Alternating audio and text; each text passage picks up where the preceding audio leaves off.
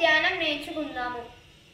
భగవద్గీత శ్లోకాలు చదివే ముందు గీత ధ్యానం ముఖ్యంగా చదవాలి. గీత ధ్యానం. ఓం ప్రార్థాయ ప్రతిబోధితాం భగవతా నారాయణేన స్వయం వ్యాసేన గ్రథితాం పురాణమునినా మధ్యే మహాభారతం అద్వైతామృతవర్షిణీం భగవతీం అష్టభ్యసాధ్యాయినీం అంబాద్వామం సందదామి భగవద్గీతే భవద్వేషిణీ. నమోస్తుతే వ్యాస విశాల బుద్ధే పుల్లాల విందాయత పత్ర నేత్ర येन त्वया भारत तैलपूर्णः प्रज्वाल